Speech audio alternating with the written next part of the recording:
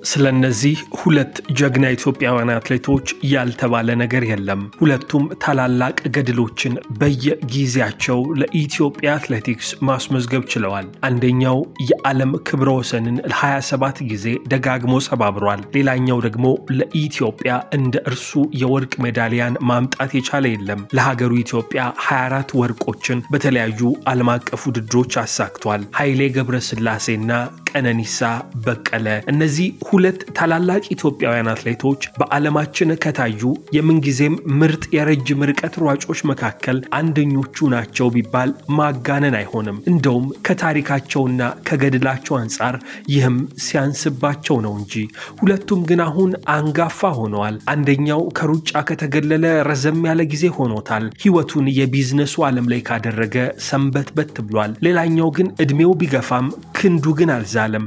ትልልቅ የሚባሉ ስኬቶችን አሁንም በዚህ እድሜው እያስመዘገበ ነው። ኃይሌ 52 ዓመትን ተሻገረ። ቀነኒሳ በቀለ ደግሞ 43 ዓመትን ደፈነ።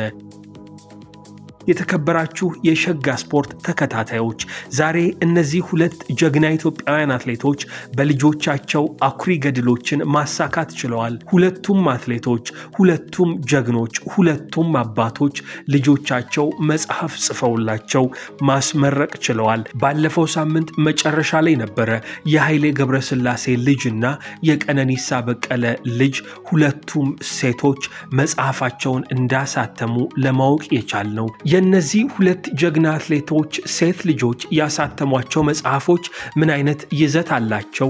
ደግሞስ ርዕሳቸው እንዴት ያለ ነው የሚለውን በዛሬው ጥንቅር እንመለከታለን። ላይክ በማድረግ ለብዙ ሰዎች ይህ ቪዲዮ እንዲዳረስ አግዙን። ሰብስክራይብ ያላደረጋችሁ ሰብስክራይብ በማድረግ ቤተሰባችን መሆናችሁን እንዳትዘነጉ። በቀጥታ ወደ ጉዳዩ። በሀገራችን አንድ የተለመደ አባባል አለ፣ እሳት አመድን ወለደ። እነዚህ ሁለት እሳቶች ግን ሌላ እሳት ነው የወለዱት። በጣም ወጣት የሆኑት የኃይሌ ገብረስላሴ ልጅ ሜላት ኃይሌ ገብረስላሴና የቀነኒሳ በቀለ ሴት ልጅ ኤልናታ ቀነኒሳ በቀለ ባሳለፍነው ሳምንት መጨረሻ ነበረ መጽሐፎቻቸውን በየፊናቸው እንዳሳተሙ እየሰማ ነው። አትሌት ኃይሌ ገብረስላሴን የህይወት ታሪክ መጽሐፍ አድርጋ ልጁ ሜላት ኃይሌ ገብረስላሴ በእንግሊዘኛ ቋንቋ ጽፋለች። የ27 ጊዜ የዓለም ክብረ ወሰኖችን መሰባበር የቻለው ኃይሌ ገብረስላሴ በተደጋጋሚ በበርካታ ሰዎች መጽሐፍ ተጽፎለት ያውቃል። በልጁ ግን ሲጻፍ የመጀመሪያው ነው። የዩቲዩብ ተከታታዮች ሰብስክራይብ በማድረግ ቤተሰብ መሆን እንዳትዘነጉ። ላይክ እና ሼር በማድረግ ለሌሎች እንዲዳረስም አድርጉ። የአትሌት ኃይሌን የህይወትና የሥራ ፍልስፍናን የሚያስረዳው መጽሐፉን የጻፈችው ሜላት ኃይሌ ገብረስላሴ ናት። ረዳት ጸሐፊዋ ደግሞ አባዮሚ ሮቲማ የተባለ ፓን አፍሪካኒስት ጸሐፊ እንደሆነ ተሰምቷል። በ12 ምዕራፎች ተከፋፍሎ የተዘጋጀውን መጽሐፍ ለማሰናዳት 2 ዓመት እንደፈጀባት ጸሐፊዋ ትናገራለች። አትሌት ኃይሌ ብዙ የህይወት ታሪኩን ህዝብ የሚያውቀው ቢሆንም መጽሐፉ የሚያተኩረው ግን የህይወትና የሥራ ፍልስፍናው ላይ እንደሆነ ተሰምቷል። ለዚህም ጸሐፊዋ ልጁ እንደመሆኗ ከሌሎች ሰዎች በተለየ የኃይሌን ህይወት ለማወቅና ለመጻፍ እንዳስቻላት ገልጻለች። ለጊዜው ዳይሴክቲንግ ኃይሌ በሚል ርዕስ ለህትመት የበቃው ይህ መጽሐፍ ወደፊት ደግሞ በሌሎች በርከት ያሉ ቋንቋዎች ሊተረጎም እንደታሰበ ተገልጿል። የአማርኛ ትርጉሙ ደግሞ ቀጣዩ ስራ ይሆናል። ከዚህም በተጨማሪ ሜላት የአባቷን የህይወት ታሪክ የሚመለከት ሌላ መጽሐፍ በማዘጋጀት ላይ እንደምትገኝ ነው የምትናገረው። ኃይሌ ህይወቱ እጅግ ዝቅ ካለ ከድህነት ነበር የተነሳው። ወደ ሀብት ማማ ለመመንደግ የእርሱን ጠንካራ ስራና ታታሪነት ጠይቋል። ይህ ሰው ሌት ተቀን ሳያርፍ ተግቶ ሰርቷል። አሁን የደረሰበት የህይወት ደረጃ ላይ ለመድረስ ቀንና ሌሊትን ሳይለይ ያለ እንቅልፍ ሲተጋ ኖሯል። ከዚያ ባለፈ ኃይሌ እጅግ ትሁትና አዛኝ እንደሆነም ይነገርለታል። እነዚህን የህይወቱን ገጾች የሚተርክ መጽሐፍ ነው ዳይሴክቲንግ ኃይሌ በሚል ርዕስ ልጁ ሜላት ኃይሌ ገብረስላሴ መጽሐፉን የጻፈችለት። ኃይሌ ለዓመታት የተከተላቸውን የሥራና የሕይወት መርሆች አስተሳሰቦቹን በደንብ በማሳየት የአሁንም ሆነ የመጪው ትውልድ እንዲረዳው ለማድረግ ስለምፈልግ ነው መጽሐፉን ያዘጋጀሁት ስትል ሜላት ትናገራለች። ኃይሌ ለስኬታማነቱ በተደጋጋሚ የሚናገራቸው እውነታዎች ከሳይንስና ከስነ ልቦና እንዲሁም ከአመለካከት ጋር በማስተሳሰር በጥልቀት ትንታኔ የተሰጠበት መጽሐፍ ነው ብላለች።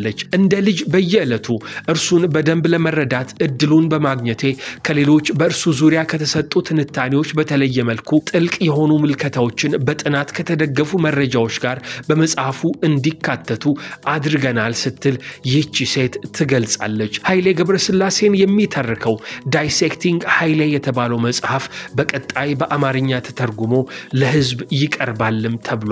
የዩቲዩብ ተከታታዮች ሰብስክራይብ በማድረግ ቤተሰብ መሆን እንዳትዘነጉ።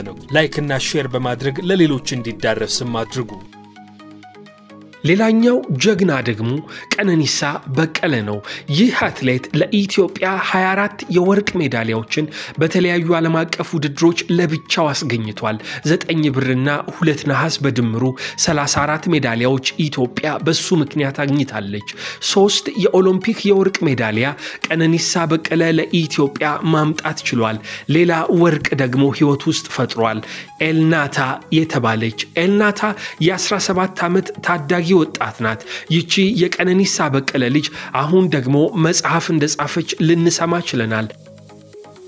የቀነኒሳ ልጅ የ17 ዓመቷ ወጣት ኤልናታ ቀነኒሳ የግጥም መጽሐፍ መድብል እንዳሳተመች ለማወቅ ችለናል።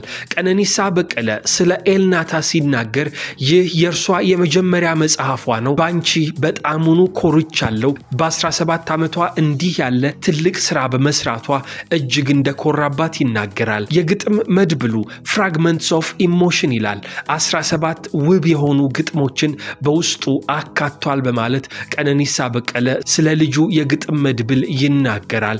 ሁላችንም ባንቺ ኮርተናል። ባሳካሹ ነገር እጅግ ተደንቀናል። ባለሽ አስገራሚ ታለንትም እጅግ እንደነቃለን ሲል ቀነኒሳ በቀለ ለልጁ ኤልናታ ያድናቆት ቃላቱን ከ400,000 በላይ ተከታዮች ባሉት የፌስቡክ ገጹ ላይ አጋርቷል። ኤልናታ ቀነኒሳ በቀለ ያሳተመችው የግጥም መጽሐፍ 17 ግጥሞች አሉት። በተለያዩ ትምህርት ቤቶች ለሽያጭ እንደሚቀርብ ተነግሯል። ከመጪው መስከረም ወር ጀምሮ ተማሪዎች ይህንን ግጥም ያገኙታል ተብሎ ይታሰባል። መጽሐፉ ትኩረቱ ሰላም ላይ ያደረገ እንደሆነ ጭምር ለማወቅ ተችሏል። በ350 ብርም ለሽያጭ ይቀርባል ነው የተባለው። እንግዲህ እነዚህ ሁለት ጀግና አትሌቶች ቀነኒሳ በቀለና ኃይሌ ገብረስላሴ ሴት ልጆቻቸው የመጀመሪያ መጽሐፎቻቸውን ማሳተም ችለዋል። ታዲያ የእሳት ልጅ እሳት ማለት ይህ አይደል? የዩቲዩብ ተከታታዮች ሰብስክራይብ በማድረግ ቤተሰብ መሆን እንዳትዘነጉ። ላይክ እና ሼር በማድረግ ለሌሎች እንዲዳረስም አድርጉ።